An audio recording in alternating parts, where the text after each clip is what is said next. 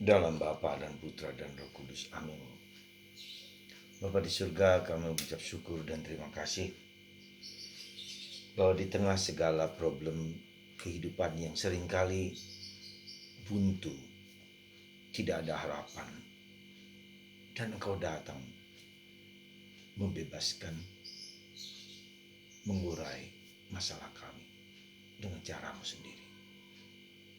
Bantu kami ya Bapa untuk tetap percaya di tengah segala kesulitan apapun. Terpujilah namamu kini dan sepanjang segala masa. Amin. Para saudara, bacaan pertama dan bacaan Injil berkisah tentang orang yang sakit kusta. Bila Anda tahu bagaimana orang yang sakit kusta, maka kita mengerti dan faham betapa susahnya, malunya, terasing, bebaskan, disingkirkan, dijauhkan. Dan ini menunjukkan suatu titik kemacetan dalam kehidupan kita. Seperti hidup tapi mati. Mati dikala hidup. Menimbulkan suatu perasaan yang tak ada artinya. Hopeless. Dan inilah pengalaman-pengalaman yang sulit dalam kehidupan kita. Pengalaman yang tak dapat dilukiskan dengan kata-kata. Di samping sebagai kutukan, disingkirkan dan dijauhkan, diasingkan, tidak boleh bergaul dengan banyak orang. Coba Anda bayangkan, coba Anda rasakan betapa sulitnya. Tetapi Yesus datang kepada kita untuk membebaskan berbagai macam kesulitan, penderitaan, apapun juga bentuknya. Dan itulah Yesus, itulah Allah. Allah yang menciptakan segala sesuatu baik. Tetapi juga Tuhan membebaskan kita dari segala belenggu, ketakutan, kecemasan, kegelisahan, penderitaan, dan salib. Saya mau menunjukkan satu titik di mana ketidakmungkinan itu terjadi ketika dalam sejarah bangsa Israel. Anda bisa bayangkan ketika bangsa Israel ditarik, dipaksa keluar dari Mesir. Mereka berhadapan dengan lautan luas. Mereka tidak bisa menyeberang, tidak ada jembatan. Tapi Musa berdoa, Tuhan, bagaimana ini mungkin? Lalu dengan angin badai yang dikirim oleh Tuhan, sungai itu terbelah dan mereka berjalan melintasi lautan yang luas itu. Dan tentara Mesir ketika masuk ke lautan itu dihancurkan, ditenggelamkan. Ketika dalam perjalanan bangsa Israel dari padang gurun selama 40 tahun. Bayangkan 40 tahun bagaimana mereka makan, bagaimana mereka nggak punya gandum, bagaimana mereka nggak bisa punya daging dan segala macam. Untuk makan hidup mereka sehari-hari. Di padang gurun. Tuhan mengirim burung dara dan mana. Seperti jewawut makanan setiap hari. Tuhan memelihara kehidupan kita. Dan paling besar adalah ketika peristiwa Yesus wafat, diperlakukan tidak adil, disalib, mati, dikubur. Dan Tuhan intervensi membangkitkan Yesus dari mati.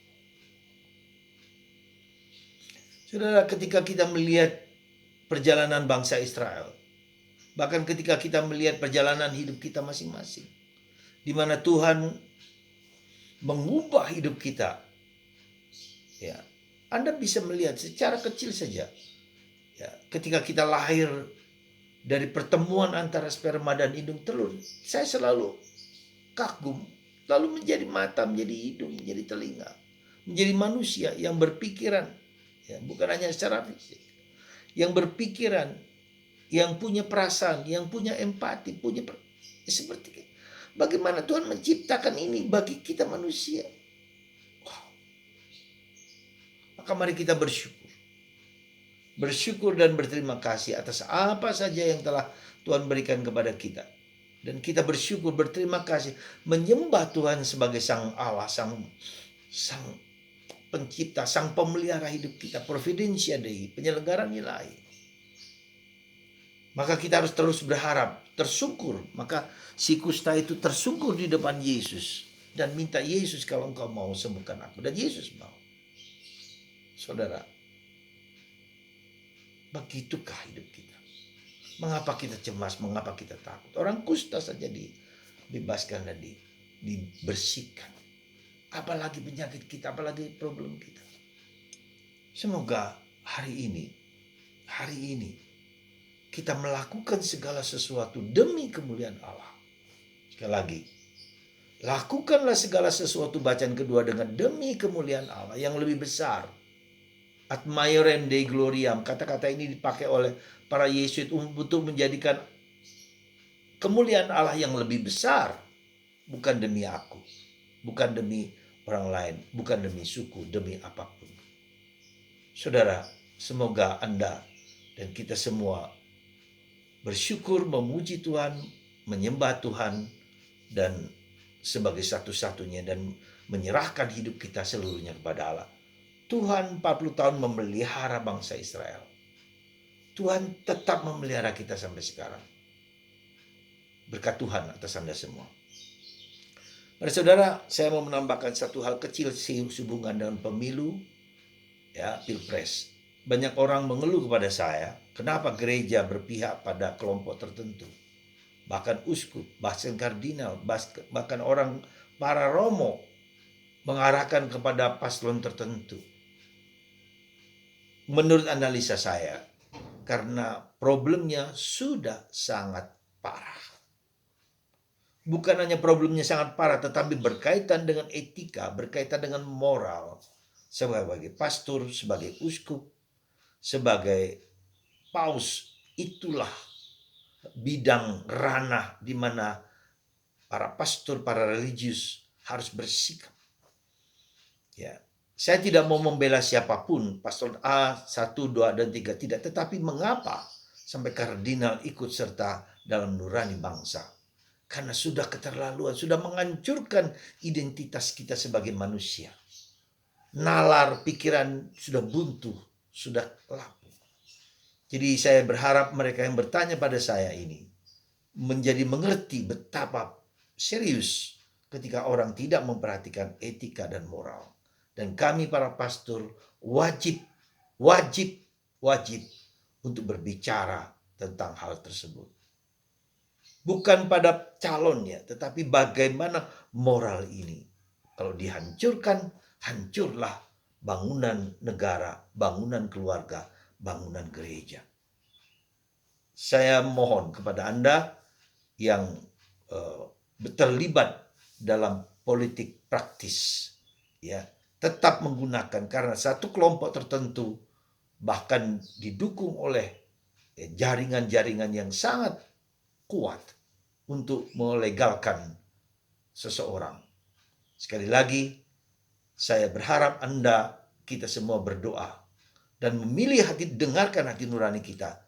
Jangan dengarkan apa yang orang lain sampaikan. Hati nurani Anda, tetapi hati nurani itu juga bisa lumpuh, bisa buntu, bisa tidak berjalan. Nah, karena itulah maka uskup, kardinal ikut dalam kelompok gerakan nurani bangsa. Sekali lagi, mari kita kembali kepada hati nurani yang benar. Sekali lagi yang benar, karena bisa tidak benar. Karena sudah tertutup, sudah termakan oleh pertimbangan-pertimbangan ekonomi, politik, atau sosial, atau apapun, atau ancaman bahkan. Dan itu yang berbahaya. Jadi sekali lagi, supaya Anda paham, mengerti akan apa yang dilakukan oleh pemimpin gereja. Dan itu sikap profetik, sikap kenabian yang harus ditonjolkan. Ya, kita harus menunjukkan sikap kenabian kita dalam situasi yang berbahaya. Dan itu ditunjukkan oleh orang-orang tertentu, oleh tokoh gereja. Tuhan memberkati Anda dan menyembuhkan Anda dari segala penyakit apapun yang menggoda Anda, lebih daripada kusta dan apapun juga, lewat tangan hamba yang berdosa ini, diberkati oleh Allah yang Maha Kuasa, Bapa, Putra, dan Roh Kudus. Amin.